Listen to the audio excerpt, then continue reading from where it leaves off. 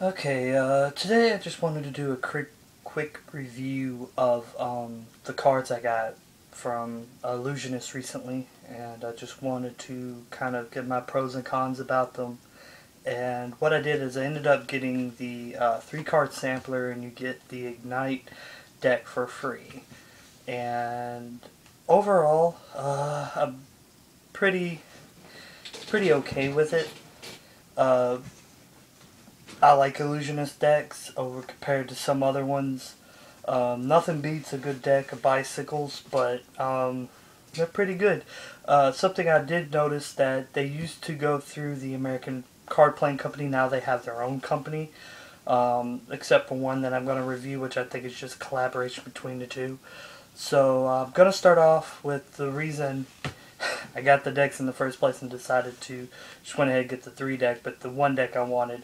They have a set called the Prohibition set that I was really impressed with, but I didn't have the money to get. But there's one in particular that they did release, and it's the one I wanted most. It is called the Absinthe deck. It is a foil box with a green tab. Like I said, it's their own company. Doesn't say anywhere on here on the box particularly, but I love it first off because of the box. It's very classy. I don't take the foil off mine for certain magic tricks, but anyways, yeah, so it's very classy, very nice.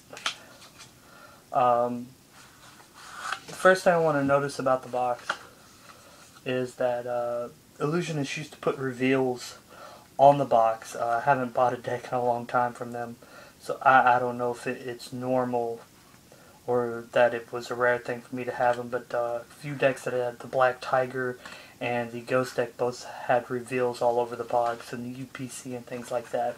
Magicians would know what I'm referring to. But yeah, so this is the box, very nice. Jet black on the inside, full covering. I am not going to get down to the extras and gaffs. You're just going to have to find out what they are for yourselves. But this one had a very cool little spin gaff, if you know what that is. But so let's get down to the actual deck. The only con I have with any of these, and it's the standard for me, and it's because I'm spoiled with bicycle decks, is their finish is a bit slick. Slicker than normal, in my opinion. But it's a little too slick. My fans tend to get a bit wibbly wobbly, and they don't actually form as perfect as I'd like, and I think that's due to a little bit slick. But given time and playing with them, they'll be perfect at one point. So that's probably a plus more than it is a minus. The first thing I love about this deck is the back. Very busy. Nice border. Very busy back. It's great if you're trying to do, like a classic pass. Do a classic pass, and it's very flawless. Very flawless for that. Because the back's so busy, it just looks like you're messing with them. So if you wanted to do things like that, you could,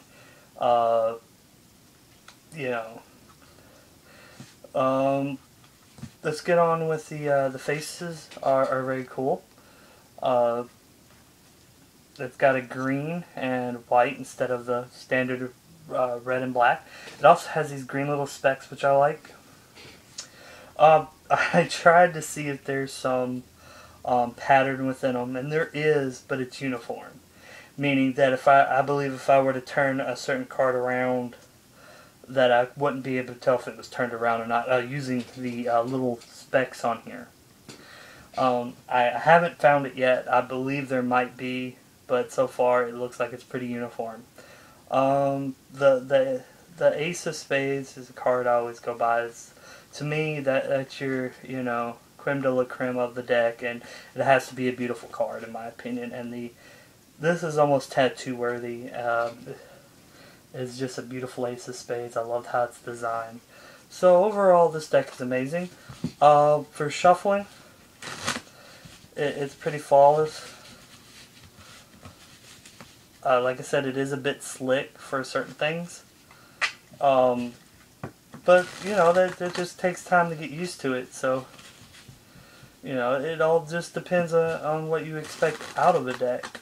Do you want it to, you know, do you want it to shuffle nicely? Do you want it to do lifts? Do you want to do color changes? Color changing on these decks are great because it's so slick. Like I said, it's sometimes more pluses con. Snap changes are amazing. So are the Ardenae's color change. They're pretty flawless in themselves. So if that's what you're looking for in a deck, you know, if you're looking for good color changes, if you're looking for snap changes, more of a modern kind of street magician feel to the cards, and they're great for that. But for table, they're a little slick. They just feel as though they can get away from you.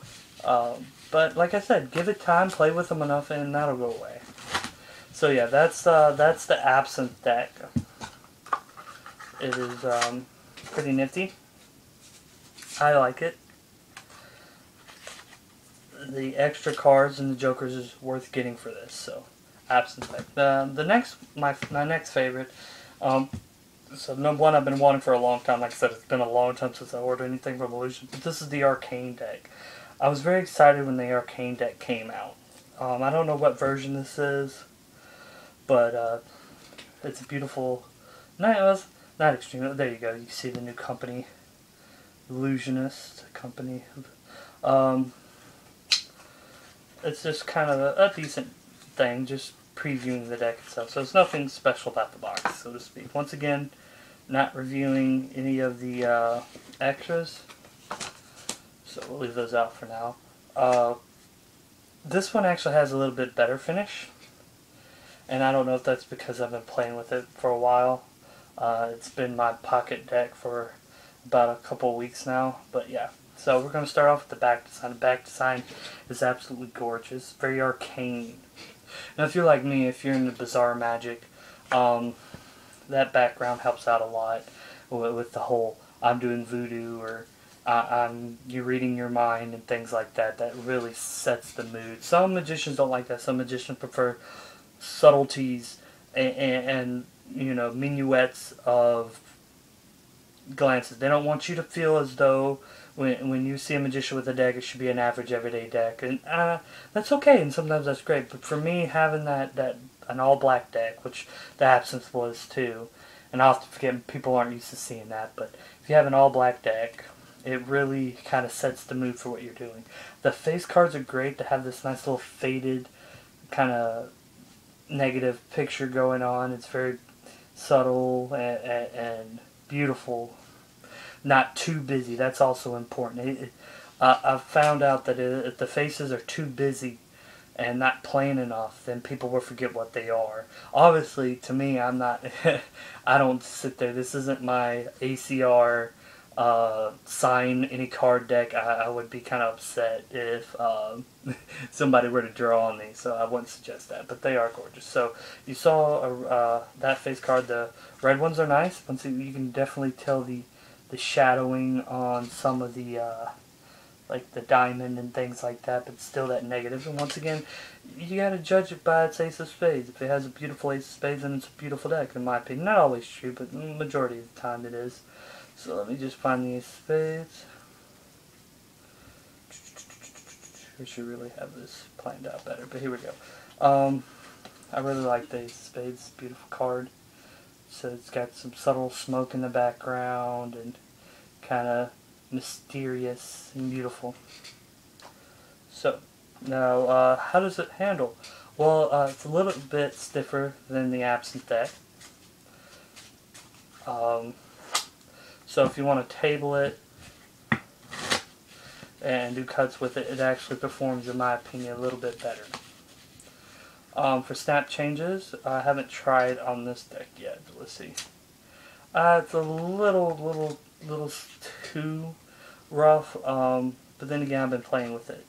So you're going to have to kind of block it like that, or however you want to do it. For the Ardenae's color change, pretty smooth. It's not too bad. For double lifts, I do a strike, So to me, I can almost do it on any deck, even on a plastic Maverick deck if I have to. But doing a double lift is pretty fairly easy for me. But then some people do push-off double lifts. And this one's actually pretty good for that. It's got the right amount of slide for you to get a push-off. It's not my thing to get a push-off. It looks a bit hanky to me. So I do a strike. So, yeah, it's not bad. What I like about these, and they feel a bit thinner. So if you wanted to do, a gambler's cloth, to do a switch or something like that, or if you feel as though they're perfect for that, but I wouldn't suggest they're not meant to really be bent up and stuff. They're too beautiful. But once again, this is a great table deck. I like to use this deck for mind reading. I like to use this for kind of ghost deck routines, stuff like that. It's great for that. So yeah, that's the Arcane. So far, I give both these a 9 out of 10. So not 100% what I like, but I'm being picky. It could easily be a 10 out of 10 for some. It all depends on what you like. The next one, this one, I've never would have bought it in the past, just because it doesn't fit with my style. But recently an addition, which I'm not going to go into, was added to these cards. This is the version 3 of version 2. Okay. Version 2 of the deck. Version 3 of that style of version 2 of the deck. Meaning they went back and changed something. So the overall style of the deck, this is a Bicycle 8 Series 1800. They're meant to look really old and they do an amazing job. Now, in the past, the reason I didn't get these is I heard that the finish matched the cards, meaning that they look really old, and therefore the finish was really old and they got clumpy. They fixed that. They still look pretty old, but the finish is pretty much brand new. A little too slick, just like the Absinthe card, but it's okay. They feel great in my hands. They feel like bikes. I can definitely feel the difference between them. I think this is actually a United States playing card. Yeah, it has the Ellusionist logo, but it's a United States playing card. I can definitely feel the difference.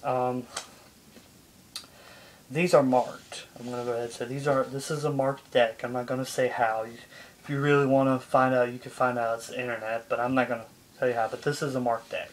And that's what really ended up selling me on the idea for a marked deck. If you do a memorized deck routine, a marked deck's great for that for certain reasons. The reason it's version 2 of version 2, they changed the markings on the back. The original 1800 deck was not marked. This one is. But the first marking was too hard to read. This one's a lot better and it's subtle. I've tried it with several people and then kind of revealed to them what it is, and they were like, oh, I never would have saw that unless you pointed it out to certain friends of mine. So I tested it and it's completely invisible. And even though once you figure out what it is, you're going to swear it's not, but that's just normal for a marked deck. It's actually probably one of the most affordable marked decks that are out there. I think it's like $6 for this deck. But yeah, it's one of the more affordable ones. It handles great. Erdonage change is good. Tabling is good. I haven't really brought this out in the field yet and tested it with people. Reason being, I haven't developed a routine with it, and I kind of want to use it for what it's for, as a marked deck. But like I said, most people don't understand. They think having a marked deck would be handy, but they really don't know what to use it for, and I was kind of like that in the beginning. It does come with a card inside it that gives you a website to go to, give you kind of ideas, and some of them were okay, some was great. The only one I liked was the idea of to use it for if you have a memorized deck routine, which I'm in the process of memorizing. Then this is great for that, because somebody can pick a card and you know, they can literally lift the card up, pick it up. By me knowing this card, I can understand what this one is. So it kind of helps with that. But yeah, so far, I give this one 9 out of 10. I love the box. When you bring this deck out in front of people, it's very old. It's very creepy looking. So if you're into bizarre magic and you want to do the whole burger routine where you have the black envelope and the black candle, and you can put a card in there. You know, you pick a card out and it's an old card and you set it in an envelope and you want to do that whole routine. That's a great idea for these. But yeah, this was my third choice. I'm doing an order of choice. The last one I got is one you get for free. And I'm always under the speculation that if they give you it for free, it's not selling well. And this is the only one I'm gonna have some really cons with. This is the Ignite deck. I really don't like how it looks. It's kind of nah. I mean, yeah, I get it. Fire, that's cool, yeah. But I really, the box itself just looks kind of hokey to me. Like I'm buying a deck of cards for kids. What I was hoping was that they will all be red. If they were all be red, it'd be kind of cool, but they weren't. Unfortunately, the only problem is I don't like the back design. Even though some people would think it's kind of cool, I don't really care for it. The face cards, I mean, the little tribal fire on some of them are cool, but the face of it is just kind of mediocre, nothing special, almost too small, really. The faces I really don't like. I think they're kind of, once again, hokey and cheapish. But I'm giving my honest opinion. I don't work for Ellusionist. I'm a magician, and I do often lie, but I'm not going to lie about this. Way they handle is fine. As a plus side, they're not as slick as any of them. This one actually feels like it's been run in a bit. It's not slidey. You can almost get a decent fan with these, which is something that I don't really care for, but you can get a decent fan, you know,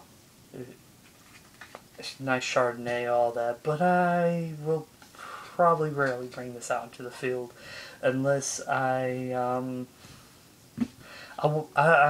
like it enough not to have the card sign and waste them, but it's not a wow factor for me. It almost feels like I'm just putting out a deck, here you go. But like I said, I am not that type of person where I can bring out a pack of these and be like, well, I'm that type of magician, you know, send me to Las Vegas. You know, I'm more a magician, rather play a show at Dracula's Castle than, you know, play at the Magic Castle in Las Vegas. I'm not a classic magician in that sense. I love the more of the darker stuff. So these three decks are perfect for that. This one was free. So, you know, overall is it a nice deck? Yeah, it's got a great finish. It plays well. But then again, these are all set up for magicians, right? They're made for magicians, by magicians. And I like them. I think they're a great deal. Like I said, you get, I paid about $40 for these. These are high-end cards, not your typical, you know, bite cards. They're all special. This one's a gaff, once again. I do not believe they sell an option for a non-gaff version of these. But, you know, to each their own. They do have specials for bulks if you want to buy these for bulks for signing. So if you want like 100 of them or so, they do give you discounts on that. So if you're into that, like if I had the money, I would probably get a crap ton of Absinthe deck. But my most favorite deck is this one. Like I said, the reason being, what sold me is how other than UPC here, how classic and elegant the deck looks itself, and then opening it up and revealing this beautiful deck. Same thing with the Arcane style of this one a little bit more. I hope you enjoyed my review. I intend to put out more tricks coming up. I'm in the process of developing new ones, and hopefully, yeah. So that's my review of the Ellusionist deck, and don't care how crappy this video is, I am not doing it again. So yeah.